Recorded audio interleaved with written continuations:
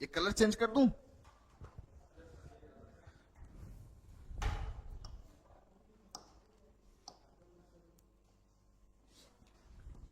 इसको ना एक्सरसाइज करने की जरूरत है, बहुत मोटा हो जाता है ये।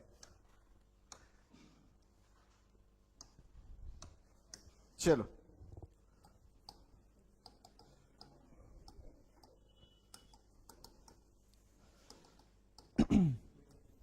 तो आज नया चैप्टर अपन को पढ़ना है, ठीक है?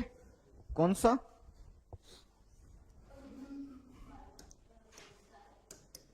क्या चीज?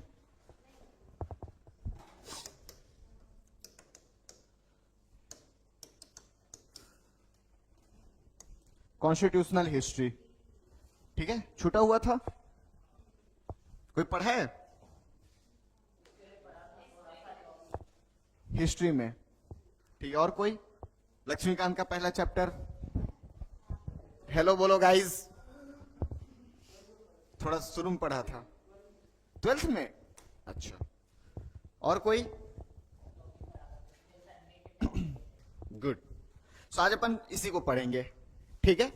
सो मोस्टली अपन को इससे शुरू करनी है और इस पे जाना है ना? तो इसमें दो टॉपिक बेसिकली है, एक आपका हिस्टोरिकल बैकग्राउंड और एक हो जाता है मेकिंग ऑफ कॉन्स्टिट्यूशन, कि संविधान किस तरीके से बना। तो सबसे पहले अपन बैकग्राउंड देखेंगे और उसके बाद फिर कैसे कॉन्स्टिट्यूशन बना वो देखेंगे, ठीक है? तो थोड़ा हिस्ट्री में जाना पड़ेगा, तो थोड़ा मैं बैकग्राउंड बताता हूं। बाकी मैं जो भी अभी बताऊं ऐसा समझना कि सर हवा में बात कर रहे हैं, जो नहीं पढ़ा है खासकर, ठीक है? ये नहीं कि सर कंफ्यूजन हो रहा है, समझ ही नहीं आ रहा है, हमें तो नींद आ रहा है, तो सो जाना, ठीक है? क्योंकि थोड़ा बहुत मैं हिस्ट्री बताऊंगा और मेजर जो कॉन्सेप्ट है वो हिस्ट्री वाले क्लास में पढ़ाऊंगा, ठीक है?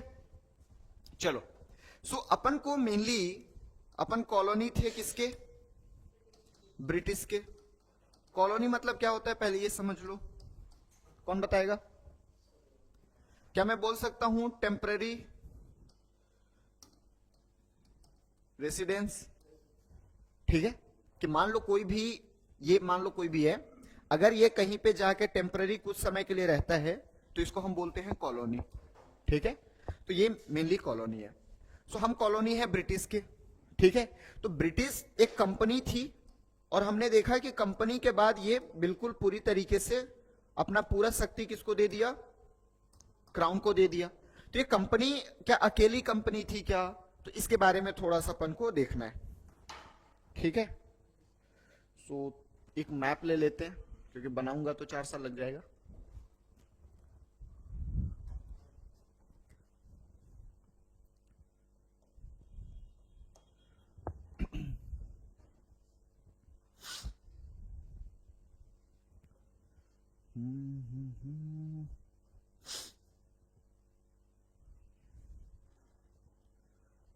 आजा भाई,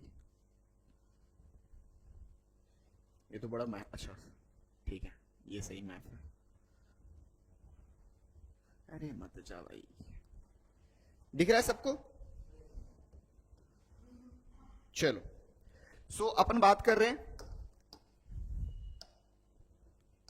एंशियंट टाइम की, ठीक है? एंशियंट टाइम पे ये आपका चाइना है। जगह पूछूं क्या? पढ़ाया हूं ना? पूछ लूं?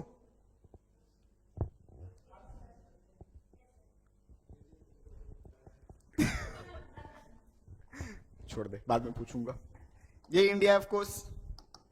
तो चाइना से एक रास्ता जाता था जैसे टर्की होते हुए यहां इटली के पास, ठीक है? और इसको हम बोलते थे सिल्क रूट। क्या बोलते थे? Silk route. तो मतलब कि सिल्क रूट के थ्रू हमारा बिजनेस होता था।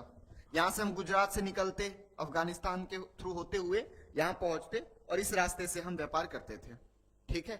ये जो एरिया है, ये वाला अरब वाला एरिया जो है, ये किसके अंदर था? ऑटोमन तुर्क, ठीक है? अब इससे पहले या इसके बाद भी थोड़ा सा अगर मैं देखूं, अभी समझ लो 12th सेंचुरी चल रही है, ठीक है? 12th सेंचुरी में ऐसा क्या हुआ? तो एक्चुअल में आप देखोगे तो यूरोप में हुआ है रेनेसांस। रेनेसांस का मतलब है कि यहां पे साइंस थोड़ा बढ़ा है। लोग साइंटिफिक टेम्परामेंट अपना बनाए हैं और जो भी थॉट है वो साइंटिफिक हो गया। इससे पहले जो यहाँ पे ज्यादा वर्चस्व था वो था पोप का। पोप का मतलब है, ये समझ सकते हो, 1 सेकेंड, ये ठीक,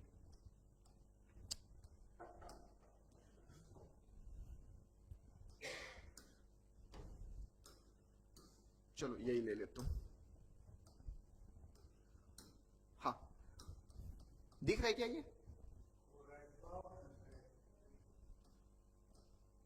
ये लूं? चलो,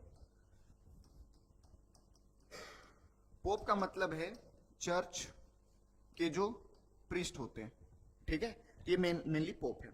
अब पोप जो भी ऑर्डर देता वही करना पड़ता यहाँ के रूलर को, ठीक है। पोप जैसे हमारे यहाँ पुजारी है हिंदू धर्म में, उसी तरीके से चर्च में या ये ईसाई धर्म में पोप होते हैं, ठीक है, धार्मिक गुरु बोल सकते हो उनको। तो पोप जो भी बोलता वही करते। इवन इनका जो मतलब ग्रंथ है, ठीक है, उसको भी दूसरों को पढ़ने की इजाजत नहीं थी, वो सिर्फ और सिर्फ पोप पढ़ता था। पोप पढ़ता, समझा देता कि भाई तुझे पता है ये करोगे ना तो ऐसे हो जाएगा। अच्छा मालिक, ठीक है, हम नहीं करेंगे। तो पोप को भगवान माना जाता था, बेसिकली समझ सकते हो। जो भी पोप बोले, पोप भी लाइक ये पूरा ब्रह्मांड इस तरीके से है, यहाँ पे जाओगे तो गिर जाओगे, तो अपने घर से बाहर मत निकलना, ज्यादा निकलोगे तो गांव घूमना, गांव से बाहर मत निकलना। लोग भी लाइक हम तो गांव में ही रहते हैं गाइस, हमें तो नहीं पता, तो कौन सा शहर से है भैया, तो दूसरे शहर से, ठीक है कभी घूमने आऊंगा। तो पोप जो भी बोलता वो ये मान लेते थे। बट 12th सेंचुरी में क्या हुआ, रेनेसांस आया और इसके बाद लोग साइंस पे बिलीव करना शुरू कर चुके थे, ठीक है। अगर आप लोग थोड़ा बहुत साइंस वगैरह पढ़े होंगे तो इसी समय तक हमें पृथ्वी गोल है, जियोइड है, ये भी समझ में आ चुका था। इसके अलावा न्यूटन भाई साहब आ चुके थे, ठीक है, तो बहुत सारी डेवलपमेंट हो चुकी थी। जब हमें यह पता चला कि भाई ये तो पृथ्वी जो है गोल है, मतलब मैं अगर यहां से निकलूं तो कहीं भी निकल सकता हूं, वापस आ सकता हूं, मतलब ये गधा बना रहा था मेरे को। और जब लोगों को इतना भरोसा आना शुरू हुआ तो लोग ये जो ग्रंथ है उसको पढ़ना शुरू कर दिए, पढ़ना शुरू किए खुद से। तो जब पढ़ना शुरू किए तो ये और झूठा साबित होने लग गया। तब फाइनली यहाँ के लोग जो थे अपना टेम्परामेंट बिल्कुल और साइंस की तरफ बढ़ाए। और जब धर्म नीचे जाता है, ठीक है, या तो मैं दोनों बोल सकता हूं, अगर रिलीजन ऊपर गया तो आपका साइंस नीचे आएगा, और अगर रिलीजन नीचे गया तो साइंस ऊपर आए। जब साइंस की इंपॉर्टेंस बढ़ी, रिलीजन घटा, तो लोग जो है अपने जो भी फूड है उसमें नॉनवेज डालना शुरू कर दिए। नॉनवेज डालने के पीछे का एक रीजन भी था, वो भी समझना, ऐसे मुंह मत बना, तेको नहीं खिला रहे, ठीक है, वो अपने खाते थे। एक्चुअल में आप देखोगे तो ये आपका है इक्वेटर, ठीक है, ये है कैंसर, ये कैप्रिकॉन। तो कैंसर से भी बिल्कुल ऊपर में है यहाँ पे। तो ये नवंबर से फरवरी तक लगभग यहाँ पे पूरा बर्फ वगैरह ढका रहता था, ठीक है। इनका जो मेन काम था वो कैटल रियरिंग था, पशुपालन। अब जब पशुपालन है तो पशु को क्या चाहिए, घास। घास उगेगा क्या, नहीं, तो इनको भी पशुओं को खाना पड़ता था, खेती वगैरह हो नहीं सकता, तो ये पशुओं को खाते। अब जब पशु को खाना है तो इसको क्या करना पड़ेगा, बचा के रखना पड़ेगा। ऐसा तो नहीं है कि आज ही काटूंगा गाइस और आज ही खा जाऊंगा सब, नहीं ना, कुछ बचा के रखना पड़ेगा। तो उसके लिए चाहिए हमें मसाले, और जब मसाले चाहिए तो हमें चाहिए कौन, और इटली, अरे सॉरी इटली बोल रहा हूं, इंडोनेशिया। तो यही 3 मसाले के मतलब स्पाइसेस अच्छा खासा मिलता है, ठीक है। तो लेने मत चल देना, पता चला आ रहा हूं सर शॉपिंग करके। अब छोड़ो इधर, तो इंडिया, चाइना और इंडोनेशिया अब यहां से ट्रेड करने थे। बट इस टाइम पीरियड पे ये जो ऑटोमन टर्क था इसकी सत्ता गिर चुकी थी, ठीक है। अब यहां पे कौन आ चुका था, कॉन्स्टेंटिनोपल। और जब ये आया, ये था एक्चुअल में इस्लाम, है ना। और इन लोग कौन है, क्रिश्चियन। ध्यान से समझना, ये सब फिर पढ़ाऊंगा मैं उसमें मॉडर्न हिस्ट्री में, बट अभी थोड़ा सा बैकग्राउंड चाहिए। अब इस्लाम और इसमें बनेगा क्या, नहीं। इधर से गुजरात से लोग लेके आ रहे हैं, बोलते हैं यार बड़ा मस्त माल आ रहा है, ठीक है, पैसा थोड़ा सा लो, टैक्स लगाओ और इनको बेच दो, फुल इनका कमाई हो रहा है, ठीक है। इनको बोलते तू अयो मत इधर, हमसे खरीद लेना, ठीक है, हम इधर नहीं जाने देंगे। अब इनको थोड़ा महंगा पड़ने लगा, जब महंगा पड़ा तो इनको लगा कि अब भारत से ट्रेड जब बंद हुआ इनका, तो भारत से ट्रेड तो करना पड़ेगा क्योंकि मसाले वहीं से आएंगे, ठीक है, बिना नमक डाले तो ये खा नहीं सकते, है ना, नमक और मसाले तो चाहिए गाइस। तो अब इन लोग फालतू में यहां से थोड़ा बहुत बाहर निकलना शुरू किए कि जब पृथ्वी गोल है, मतलब अगर मैं ऐसे निकलूंगा तो मैं वापस आ जाऊंगा, तो मतलब अगर इधर से मैं नहीं जा पा रहा हूं तो इधर से चला जाऊंगा। ये दिमाग लगा रहे थे बैठ के, ऐसे मीटिंग कर रहे होंगे, ठीक है, तू जाएगा तो हाँ चल दूंगा, पैसा दे। तो इस समय पे सबसे शक्तिशाली था ये इटली और जियोवा, मान सकते हो इटली को ही। अभी ये बोलता था ये लो भाई पैसा, ठीक है, तुम लोग जाओ। कोलंबस निकला अपना दिमाग लगा के, ठीक है, और चल दिया यहाँ पे, बोलता है भाई खोज लिया मैं इंडिया, चल जल्दी से पैसे दे। बाद में पता चला भाई ये तो नया वर्ल्ड है, ठीक है, तो इसको हम भारत नहीं मान सकते। क्यों? क्योंकि भारत पता था ना, ये बोल तो दिया भारत खोज लिया, लोग गए तो बोलते यार भारत लग नहीं रहा है, ये भारत के लोग इतने बुरे तो नहीं हो सकते।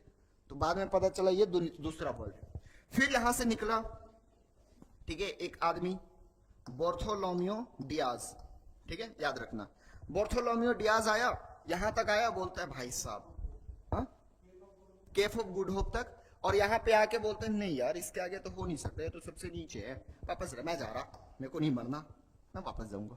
फिर फाइनली 1498 में फिर से आया कौन? वास्को डी गामा, ठीक है, पोर्चुगीज से, और पोर्चुगीज से आके बोलते अब यहां तक तो खोज लिया है मेरा भाई, ठीक है, मैं आगे जाऊंगा। तो इसी समय पीरियड पे गुजराती जो ट्रेडर्स थे वो यहां से ट्रेड किया करते थे कैफ ऑफ गुड होप से। उनको बोलते हैं पैसा चाहिए, है ना, नहीं चाहिए, अरे इसको यहां मत बैठाना ना, उसको पीछे बैठाना, मेरा एग्जाम्पल खराब कर देती है, ये ट्रेड करने लायक नहीं है। देखो पैसे चाहिए भाई, मेरे को भारत का रास्ता दिखाया देगा, भारत का रास्ता दिखाएगा, ऐसे बोलता है भारत का रास्ता दिखा, बोलता है अरे चलो मालिक। ये ऐसे बगल बगल बगल होते हुए यहां तक सोमालिया तक गया और यहां से डायरेक्ट चल दिया कालीकट, ठीक है। कालीकट के जो राजा थे जेमोरिन, एक्चुअली जेमोरिन नाम नहीं है, ठीक है, जो पद है वहां का, ठीक है, तो राजा को मतलब या फिर वहां के जो शासक है उनको जेमोरिन बोलते।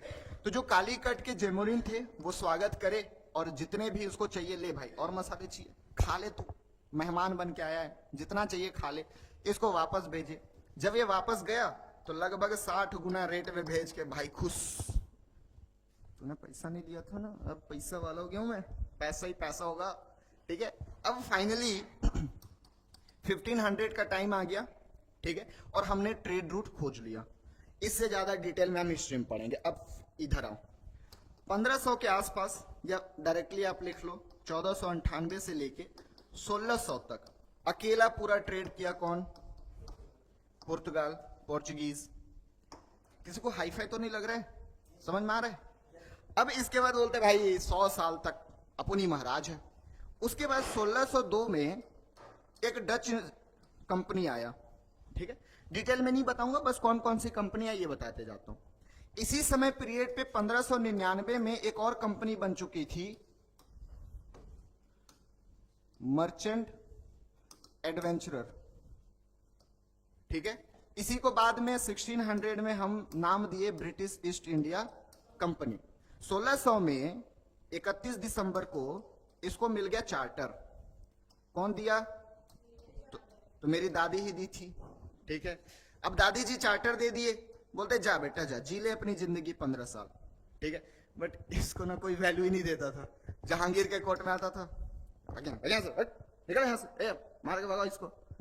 8 साल हो गए भाई इसको, हाँ यही थी, 8 साल हो गए, मालिक दे दो, क्या चाहिए, ट्रेड करना है मालिक, यहां से निकल, मालिक दे दो ना, चलो दे देता हूँ, लो। नोबल बोलते हैं कैसे दे दिए, भगा इसको।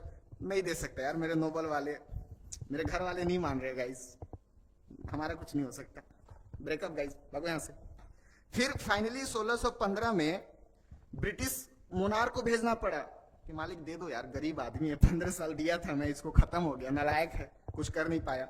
सो फाइनली इस समय पे थॉमस आए और इनको ट्रेडिंग कंसेशंस मिला। तो मतलब हम ये मानते हैं कि 1608 में इन लोग भारत पहुंचे, तो 1602 में डच पहुंच चुका, 1608 में ब्रिटिश पहुंच चुकी, 3 कंपनी हो गई, ठीक है। 1498 पोर्चुगीज, 1602 डच एंड 1608 ब्रिटिश। बना सेकेंड नंबर पे था, आया थर्ड नंबर पे था। उसके बाद 1616 में एक और कंपनी आ गई, डेनिश ईस्ट इंडिया कंपनी, और सबसे लास्ट आई 1664 में फ्रेंच ईस्ट इंडिया कंपनी। यहां तक क्लियर है। अब इनमें से पोर्चुगीज और ब्रिटेन में मैट्रिमोनियल अलायंस हो गया, बोलता है जा भाई तू रिश्तेदार है, मैं तेरे को कुछ नहीं कर रहा, ठीक है। तो ये फाइनली खत्म, है ना, पूरे डिटेल में भी नहीं पढ़ना है। डच बोलता है मैं जा रहा यहाँ पे, मुझे ज्यादा चाहिए मसाले, मैं नहीं लड़ रहा तुम लोग से, तो ये भी खत्म, ठीक है। डेनिस बोलता है क्रिश्चियन बनेगा, तू बनेगी, तू तू भाई मैं तो खुश हूं क्रिश्चियनिटी फैला के, ठीक है। तो ये सिर्फ क्रिश्चियनिटी फैलाने में खुश है, इसको भी व्यापार से कोई लेना देना। फाइनली ये बोलते हैं मैं हूं व्यापार करने वाला, तो आजा तू, तेरे से लड़ता हूं। फाइनली एंग्लो फ्रेंच वॉर में इसको फाइनली हरा दिया। तो कौन वर्चस्व आ गया अब इसका? ब्रिटिश का। अब फाइनली ब्रिटिश भारत में आया। अब धीरे धीरे भारत के हर हिस्से में, ये पूरा जो भारत है इसको हर साइड से लेना शुरू कर दिया। पहले यहां हैदराबाद अपने में मिला लिया, कर्नाटक अपने में मिला लिया, बंगाल अपने में मिला लिया। हमें मेनली बंगाल को देखना है। 1757 में बैटल ऑफ प्लासी हुआ। कोई ज्यादा लोड मत लेना, जो बस सुनाते जा रहा हूं सुनते जाओ, ठीक है। बैटल ऑफ प्लासी हुआ, ठीक है। बैटल ऑफ प्लासी में क्या क्या हुआ? तो सिंपल सा है, सुजाउद्दौला, शाह आलम, मुगल है शाह आलम सेकेंड, और तीसरा था मीर कासिम। तीनों मिल के बोलते आज तो भाई पार्टी होगी। किसके साथ? तो ब्रिटिशर्स के साथ। ब्रिटिश इस समय थे मेजर मुनरो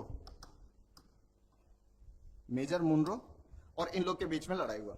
अब मेजर मुनरो जो मारा है भाई साहब इन लोग को, सुजाउद्दौला बोलता है सूझ गया भाई, अब तो छोड़ दो, अब मत मारो यार, अब छोड़ दो। भग गया ये शाह आलम, मालिक इन्हीं लोग भड़काए थे मेरे को, मेरी तो गलती नहीं है, चल तू शांत रह। मीर कासिम पहले ही भग गया, ठीक है। तो फाइनली ये बैटल हुआ, और इसी समय पीरियड पे अगले साल, सॉरी ये मैं बैटल ऑफ बक्सर बता रहा हूं, 1764। अगले साल 1765 में एक संधि हुई जिसको हम बोलते हैं इलाहाबाद की संधि। और इलाहाबाद की संधि में इनको हमने नॉमिनल हेड बनाया दिल्ली का, ठीक है, शाह आलम को। और मीर कासिम भग गया। मीर कासिम का जो ससुर था मीर जफर, इसको बंगाल का क्या बना दिया? रूलर, ठीक है। अब यहां पे समझना, हम अभी तक बंगाल में अपनी शक्ति बना चुके, ठीक है। तो बंगाल में दो चीजें आपको देखने को मिल रही है क्या? क्योंकि हम दीवानी राइट ले चुके, किससे? शाह आलम से, ठीक है। शाह आलम को हम गद्दी पर बैठाए और उससे हमने बंगाल, बिहार और उड़ीसा से दीवानी राइट्स ले लिया। दीवानी राइट का मतलब होता है टैक्स कलेक्शन राइट, कि अब मेरे पास टैक्स कलेक्ट करने का अधिकार आ गया। कहां कहां का? बंगाल, बिहार और, तो पैसे हमारे हाथ में, ठीक है। और दूसरा एक होता है निजामत राइट। एक क्या होता है? निजामत राइट का मतलब होता है एक्चुअल पावर। ये हमने दे दिया मीर जफर के हाथ में। मीर जफर को शासक किसने बनाया? अरे मैंने, बोलो आपने। तो पावर किसके पास? मेरे पास। पैसा किसके पास? और पावर किसके पास? सरकार कौन चला रहा है? अरे मैं थोड़ी चला रहा हूं, तो मीर जाफर चल रहा है, ऐसे दिखावे के लिए। तो पावर किसका? और पावर की, अरे सॉरी, राजा कौन? दो लोग मिलके कर रहे हैं, इसी को बोलते हैं डुअल गवर्नमेंट। अब डुअल गवर्नमेंट में तुम लोग जनता हो। मान लो मैं गया, 4 चाटे लगाए इसको, तो पैसा निकल, ये पैसा दिया, मैं जाके बैठ गया। जाफर आया, दो चाटे लगाया, बोला पैसा दे। नुकसान किसका हो रहा है? जनता का।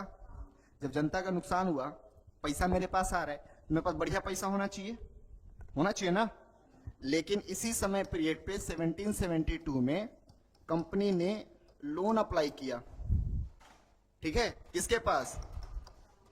ब्रिटिश मोनार्क के पास। कितने का पता है? 1 मिलियन पाउंड, 1 मिलियन पाउंड का लोन। अब ये बता, प्रीमियर आधार मेरे को हर महीने सही समय पे सैलरी दे रहा है, अच्छा खासा सैलरी देता है कि मैं अकेला अपना जीवन जिंदगी निपटा पाऊं, ठीक है, बीवी बच्चे को पैसे भेजने नहीं होते, वो घर वाले देख लेते हैं। अब ये बताओ कि जब मुझे सैलरी हर महीने आ रहे हैं और मैं 30 तारीख को पापा को कॉल करूं, हेलो डैडी पैसा चाहिए, उनके कुत्ते कमीने भागे जो यहां से, बोलेंगे कि नहीं बोलेंगे? अब जब मुझे सैलरी मिल रहा है, मैं घर भेज नहीं रहा हूं, तो पैसे होने चाहिए। आपको पूरा दीवानी राइट्स मिल चुका है, कहां का? बंगाल का। और बंगाल में सबसे ज्यादा खेती हो रही है और खेती से पैसे आ रहे हैं, फिर भी आपको 1 मिलियन पाउंड का क्या चाहिए? लोन। और जब कोई लोन देता है तो कुछ ना कुछ इंक्वायरी करता है। तो जो मोनार्क थी, जब मोनार्क इस पे इंक्वायरी किए तो पता चला कि भाई ये तो बैंक करप्सी पे आ गया है, कंपनी मतलब दिवालिया होने के कगार पे है। दिवालिया है मतलब सारा पैसा कब उसमें जा रहा है, घाटे में, मतलब कि कहीं ना कहीं करप्शन बढ़ रहा है ना। तो एक करप्शन हो गया। दूसरी चीजें, ड्यू टू डबल गवर्नमेंट लोगों पे ज्यादा परेशानी हो रही है, लोगों को कर्ज में डूब रहे हैं लोग। और इसी समय पे ग्रेट फिमाइन आया। फिमाइन का मतलब अकाल, ये आया बंगाल में। इतने लोग मरे हैं ना, वहां कसम क्या ही बताऊं मैं, ठीक है, बता नहीं सकता भाई, इतने लोग मरे। आप पहली बात कि लोग कर्जे में डूब रहे, इनकी स्थिति खराब है, लोग मर रहे, आप कुछ नहीं कर रहे हो, आप दीवानी राइट्स लिए हो फिर भी कर्जे में डूब रहे हो, तो कहीं ना कहीं करप्शन बढ़ रही है, लोगों की स्थिति बहुत खराब है ना। तो अब भैया आप पे क्या करना पड़ेगा, कहीं ना कहीं रेगुलेशन डालने पड़ेंगे। तो 1772 में लोन अप्लाई किया और 1773 में लोन देने के साथ साथ ब्रिटिश क्राउन ने क्या भेजना शुरू कर दिया? रेगुलेशन, जिसको हम बोलते हैं रेगुलेटिंग एक्ट ऑफ 1773। तो ये था ग्राउंड कि क्यों एक कंपनी के ऊपर क्राउन ने रेगुलेशन डालना शुरू कर दिया। मैं तो सिंपल बोलूंगा ना सर, मेरी कंपनी, मैं, आप भाड़ में जाओ, मुझे आपसे क्या मतलब। लेकिन फिर भी क्यों, इसके पीछे का रीजन बताने के लिए मैं लगभग आधे घंटे से आपको कहानी सुना रहा हूं, ठीक है। तो अब समझ में आया कि क्या रीजन है ये आपको रेगुलेटिंग एक्ट डालने का। लक्ष्मीकांत भी लाइक, गाइज हम इसको 2 पार्ट में बांटेंगे, एक कंपनी रूल, एक क्राउन रूल। कंपनी रूल नीचे, पहला टॉपिक रेगुलेटिंग एक्ट ऑफ 1773। वाई क्लियर हुआ? लिखो।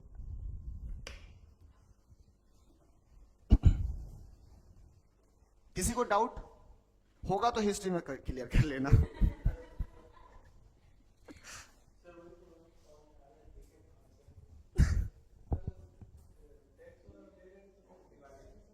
आए, हाँ, तो टैक्स वही कलेक्ट कर रहे थे ना, पैसा आ रहा है, तो आ रहा है मतलब दीवानी राइट्स आपके पास से, तो वही तो हुआ। क्या पूछ क्या रहा है ये बता। अच्छा, दिवालिया कैसे हो गया? Corruption bro.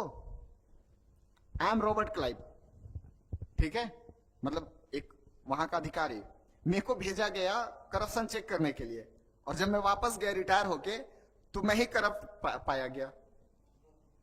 करप्शन कैसे होता था ये समझो।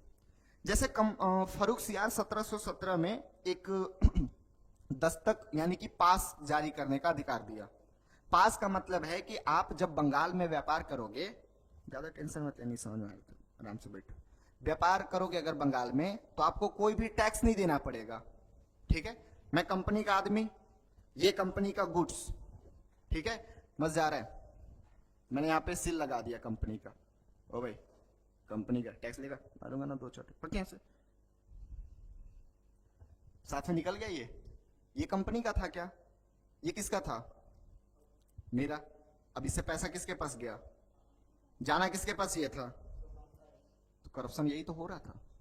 करप्शन का मतलब ये थोड़ी कि कागज साइन करना है 200 रुपया लगेगा, ये करप्शन नहीं था। करप्शन यही था कि व्यापार के नाम पे हम कंपनी का व्यापार कम और खुद का व्यापार ज्यादा कर रहे हैं। ठीक है, तो ये करप्शन हो रहा था। राजा से कुछ मिलता था कंपनी के लिए तो कंपनी के अकाउंट में ना डाल के खुद के पर्सनल अकाउंट में डाल देते थे कि मेरे को गिफ्ट मिला है। हाँ, तेरा रिश्तेदार था ना साले वो तेरा। यही दिक्कत है।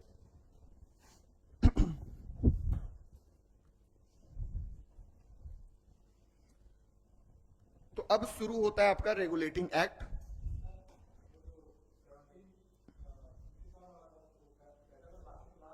बैटल ऑफ प्लासी के बाद बैटल ऑफ बक्सर। हाँ, वो बक्सर का था।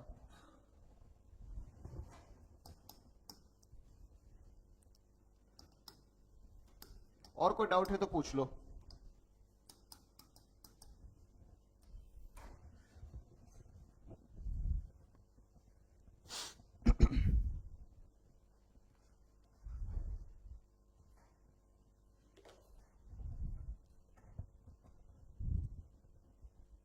जा रहा है पक्का?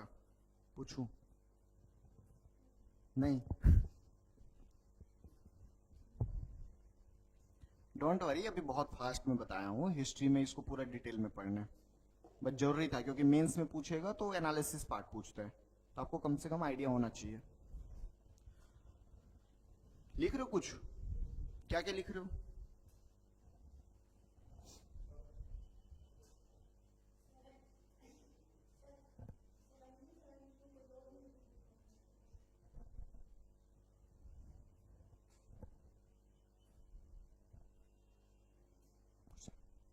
कुछ तो खा रहे हो अकेले अकेले, पाप लगेगा, बता दे रहा हूं।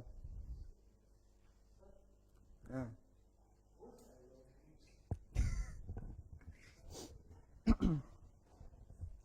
चलो इधर आ जाओ।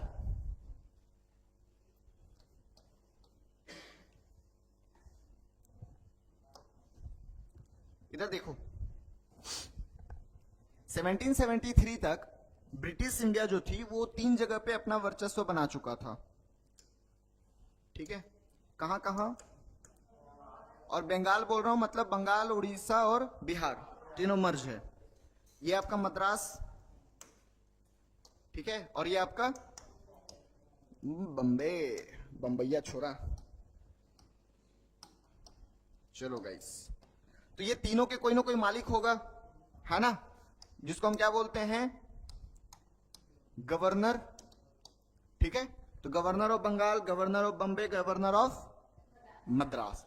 तो ये 1773 में पहला जो हुआ कि ये जो गवर्नर ऑफ बंगाल है, भाई साहब का प्रमोशन करो, चलो इसको बनाओ गवर्नर जनरल ऑफ बंगाल। ठीक है, तो गवर्नर, अरे देख ले भाई, थाम जा, नोट्स ले ले, दे दूं? हाँ। तुमको का उर्दू में बोलूं? देखो फारसी में और संस्कृत वाली? अबे एक बार में समझ जाया करो यार, नहीं तो मैंने बस अपना दिमाग ठंडा रखने के लिए टकलू हुआ हूं, दिमाग अभी भी गर्म ही है अंदर से, अभी भी सुन लोगे फालतू। चल इधर देख ले तू।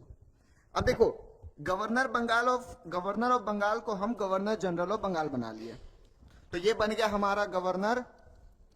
अब भाई की प्रमोशन हुई तो ये तो होशियारी दिखाएगा, बोले अरे तुम लोग तो छोटे आदमी हो, कहां हमसे भिड़ोगे। ठीक है, तो ये दोनों इसके सबऑर्डिनेट चले। तो इनको कोई प्रॉब्लम होगी तो कौन बचाएगा? तो जब दूसरा मद्रास वॉर, मराठा वॉर हुआ था, तो ये हार गया मद्रास वाला, बोलता है, ये पूछ रहा है कोई दिक्कत है? अरे नहीं मालिक, मैं तो देख लूंगा, संभाल लूंगा। जब हार गया तो बोलता है बचा लो, मार रहा है वो कौन? अरे मराठा पीट रहे हमको, तब ये आया यहाँ पे। ठीक है, अब बोलता है चल सेव करता हूं तेरे को, तो तीसरा में फिर जीता था। ठीक है, ये सब हिस्ट्री में पढ़ोगे, बट क्या करें, ये सब आता है तो हिस्ट्री याद आ जाती है, इसलिए बता दे रहा हूं थोड़ा बहुत। बाकी ये समझो कि गवर्नर ऑफ बंगाल को हमने गवर्नर जनरल ऑफ बंगाल बना दिया, ठीक है। साथ में अब अकेला तो काम नहीं करेगा ना, इसको दे दिए भैया ये ले 4 मेंबर काउंसिल, 4 मेंबर काउंसिल। अब जैसे आज हम काउंसिल ऑफ मिनिस्टर पढ़ते हैं ना, तो सेम उसी तरीके से, तो ये एक गवर्नर जनरल और ये 4 यही मिलके पावरफुल सरकार बना दिए, ठीक है। तो ये आपके गवर्नर जनरल काउंसिल। दूसरा पॉइंट कि इसमें जो गवर्नर जनरल होगा वो शक्तिशाली होगा। तीसरा पॉइंट कि ये दोनों मतलब गवर्नर ऑफ बम्बे और गवर्नर ऑफ मद्रा, ये दोनों इसके सबऑर्डिनेट होंगे, अधीनस्थ होंगे। क्लियर है यहां तक? ठीक है। पहला गवर्नर जनरल कौन था? Warren Hastings, Warren Hastings. ये 4 पॉइंट लिखिए आप, पॉइंट वाइज लिखो, डिटेशन नहीं है यहां पे।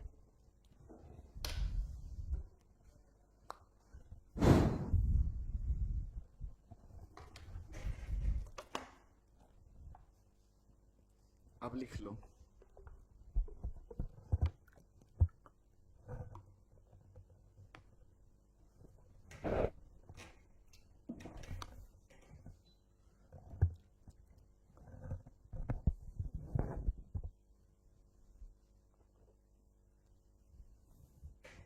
समझ में आया किसी को डाउट?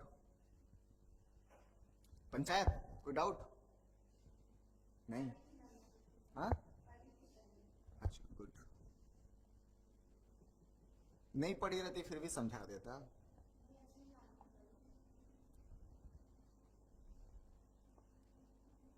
सब पढ़ लियो तो फिर छोड़ देता हूं टॉपिक। हाँ, अच्छा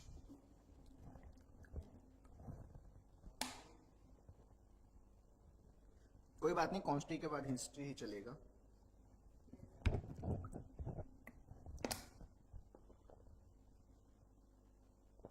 कॉन्स्टिट्यूशन में फुल मजे लिए हो, है ना? हिस्ट्री में दुगना लोगे, डोंट वरी। थोड़ा ट्रेलर दिख जा रहा होगा आज। आ जाओ आ जाओ। हाँ ये बढ़िया बोली है, कल से तेरे को छोड़ना बंद। बोली कॉन्स्टिट्यूशन ट्रेलर था, हिस्ट्री पिक्चर है।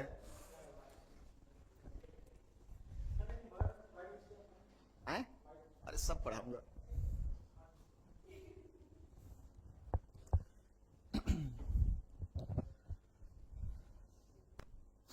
हो गया यहां तक?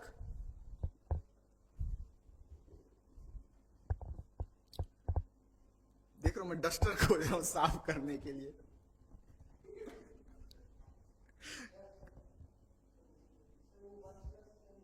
फोर, 4 नहीं कोलिजियम सिस्टम नहीं है, गवर्नर जनरल काउंसिल है। अरे उसको कंफ्यूज मत करो, जाके शिकायत कर देगी। I know, good. नेक्स्ट करूं?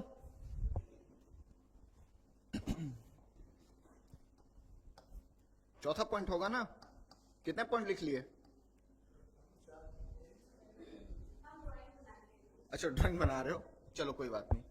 नेक्स्ट, हमने एक सुप्रीम कोर्ट बनाया, कब? जस्ट 1 साल बाद, 1774 में। कहां पे? बंगाल में, ठीक है।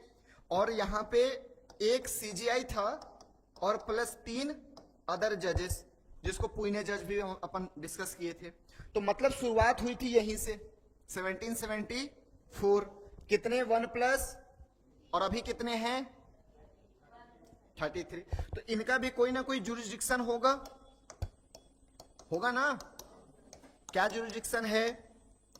बंगाल, बिहार एंड उड़ीसा।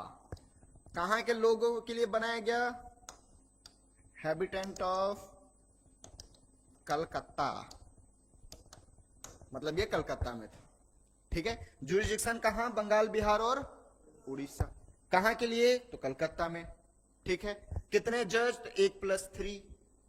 क्लियर है, ओके, लिखिए इसको। क्या आप पे ये बात करेगा बेसिकली, पहले लिख लो फिर बताता हूं।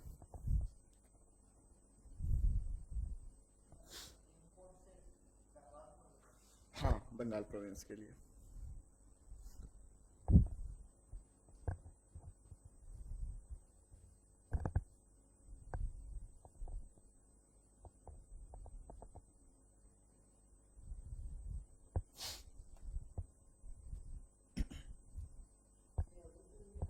आए, ये वाला भी नहीं है, ये वाला सुप्रीम कोर्ट खत्म हो चुका है, ये तुम्हारा अभी वाला ओरिजिनल नहीं है। हाई कोर्ट जो 1862 में बना था ना, वो अभी तक ओरिजिनल है।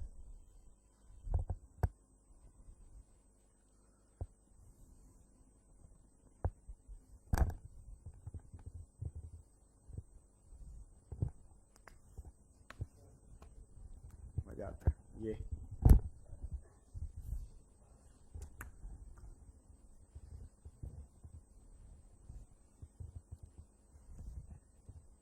हो गया यहां तक, आगे चले।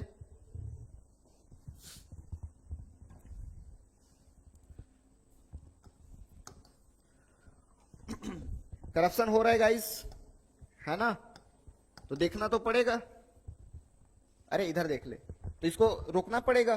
तो हमने क्या किया, एक अलग से कोर्ट ऑफ डायरेक्टर का पोस्ट बना दिया। कोर्ट ऑफ डायरेक्टर, ये कहां पे होंगे, ब्रिटिश में, अरे सॉरी ब्रिटिश बोल, इंग्लैंड में, ब्रिटेन में,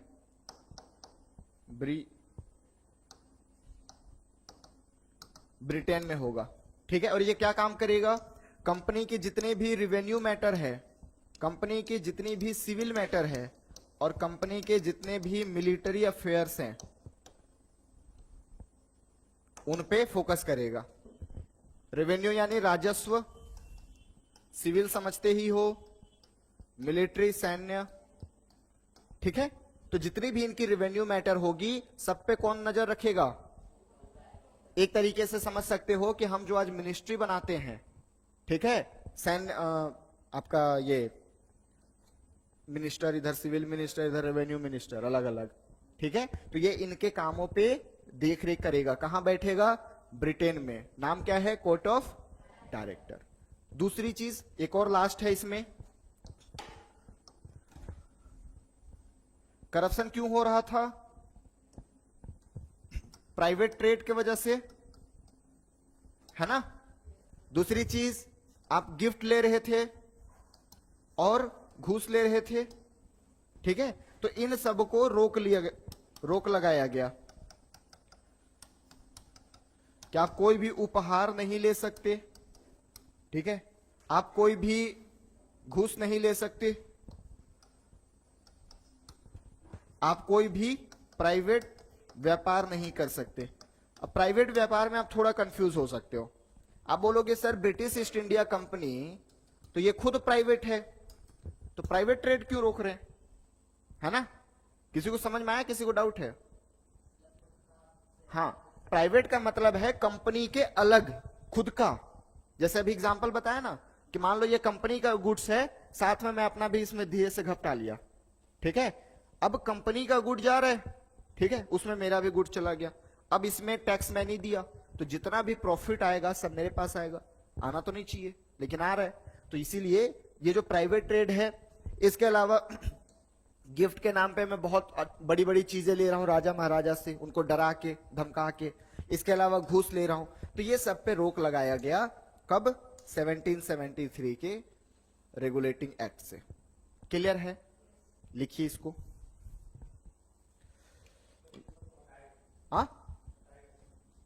रोक लगाया गया कि आप कोई भी प्राइवेट ट्रेड नहीं कर सकते, किसी से कोई गिफ्ट। अरे आर्टिकल 18 याद रखो ना।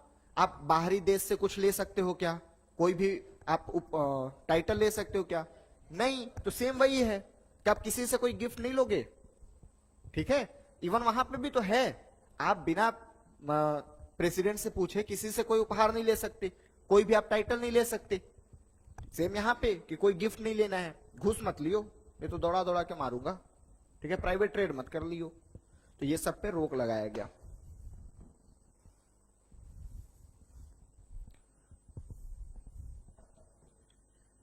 तो ये पहला आपका रेगुलेटिंग एक्ट,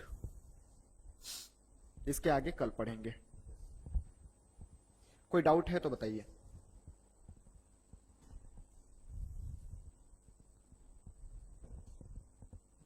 थोड़ा टाइम लगेगा इसमें। हाँ से कौन? हाँ 1773। देखो मैं चाहता तो आपको लिस्ट दे देता, पीपीटी में लिस्ट रख लेते, पढ़ पढ़ के आगे बढ़ जाता, बट कहीं ना कहीं कंफ्यूजन होगा, इसलिए मैं थोड़ा टाइम ले रहा हूं। ठीक है, टाइम लेके पढ़ेंगे ताकि याद भी रहे, समझ में भी आए इसके पीछे का रीजन क्या है।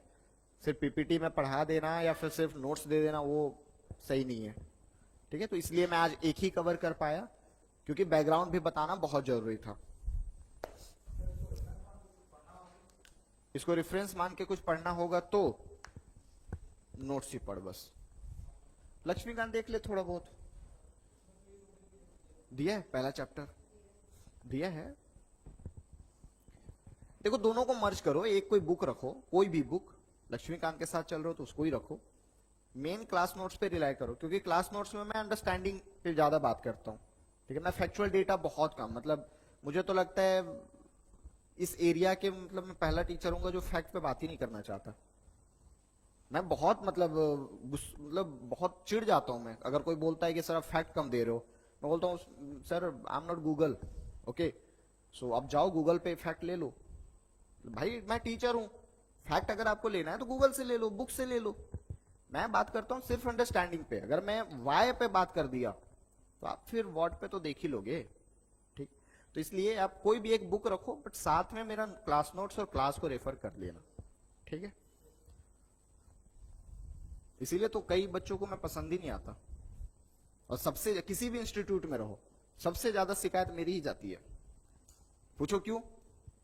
सर पढ़ाते कम है, अब डेटा नहीं देते। डेटा मैं ये समझता हूं यार, मैंने 4 साल की इंजीनियरिंग करी, उसके बाद कुछ साल प्रैक्टिस किया, ये डेटा वर्ड आज तक समझ नहीं आया यार। हो सकता है मेरा कंप्यूटर साइंस बैकग्राउंड नहीं था ना, तो डेटा नहीं समझ में आया। इलेक्ट्रिकल में क्योंकि हम बस 2 ही साल कंप्यूटर पढ़े थे, पूछना पड़ेगा भाई डेटा क्या होता है, मोबाइल का डेटा। अरे लिटरली जितना मेरी शिकायत सिर्फ इस पॉइंट पे जाती है, सर डेटा कम देते हैं। बोला ये ले लिख ले तू, तेरे को तो मैं नहलवा दूंगा डेटा से, तू याद कर। छत्तीसगढ़ में ऐसे बच्चे हैं जिनको आप कुछ मत पढ़ाओ, नोट्स लिखवा दो। ओ भाई प्रभु कहां थे आप ही का वेट कर रहा था मैं। नहीं तुम लोग नहीं हो ऐसे, मतलब तुम लोग तो यूपीएससी वाले हो, तुम लोग को डेटा मांग के भी तुम लोग को मैं चप्पल निकाल के ना मार दूं अगर डेटा मांगोगे तो। मैं बात कर रहा हूँ ये state public service commission and lower examination की। तो क्या दिक्कत है? अच्छा इसको बंद करना है?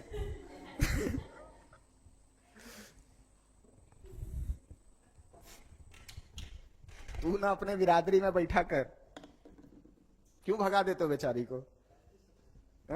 Rajya Sabha. Okay thank you guys.